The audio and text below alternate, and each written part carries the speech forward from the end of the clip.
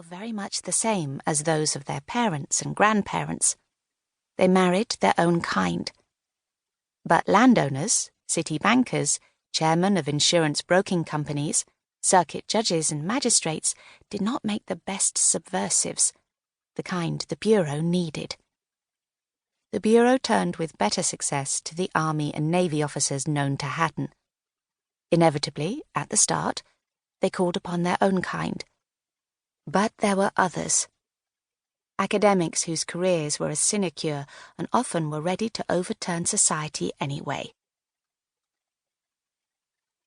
Bracing his shoulders against the icy December wind, David Hatton, newly informed RNVR officer, left the comparative shelter of the Inns of Court, crossed the Strand, and made his way to Doughty Street. Doughty Street was in Clerkenwell, which had always been a touch more bohemian than Kensington or Chelsea. David had sentimental boyhood memories of this street, composed of large, well-maintained Georgian houses. 30 years ago, many of the entrances had been flanked by clipped bay trees in white tubs, and the sills held iron-railed window boxes. Aunt Cassie Pomfret, who had lived halfway along the right as he now walked, had spoiled her nephews and nieces with parties, magic shows, Christmas treats, and treasure-hunting picnics in the walled rear courtyard. Aunt Cassie had been David's grandmother's sister and, like her, had been a beauty and an actress. Both had married into stuffy upper-class families, which they proceeded to open up to new kinds of books, fashions, and ideas. As he passed by what had been the Pomfret house, David sprang a moment of nostalgia for the days when the windows were not taped against bomb blast and shuttered as they were now, but dressed with muslin curtains that seemed always on the move in the breezes. His rumbustious twin, Rich, had been the one with some new twist to an ordinary game. Inevitably, there always came a time when shrieking and shouting got out of hand and they behaved like street children.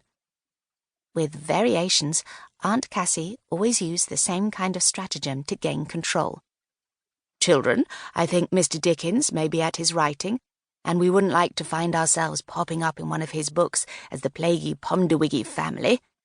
Shall we go inside and play pillows and cushions?" Pillows and cushions was exactly that. Two sides set about one another until they ran out of puff, or Uncle Pom called for order on a hunting horn. 3 houses further along, David Hatton looked up at the windows of the famous house in which Charles Dickens had created his Bumbles and Fezziwigs, and smiled, remembering. The house, to which he had been invited today, looked like a family home, but within it was a gentleman's club. The interior, which extended into an adjoining house, was new, but had the appearance and atmosphere that had not seen change in 100 years. Quiet luxury, thick carpeting, pleasant lighting, oiled hinges and wood panelling. A few days ago, David had received a call from Linda. "Lunch, old man? Club in Doughty Street? Not a gentleman's club, so your Labour credentials won't be compromised. A dining club. Nice place. You'll like it." The gentlemen's clubs that Linda's sort liked were not David's own territory, never had been.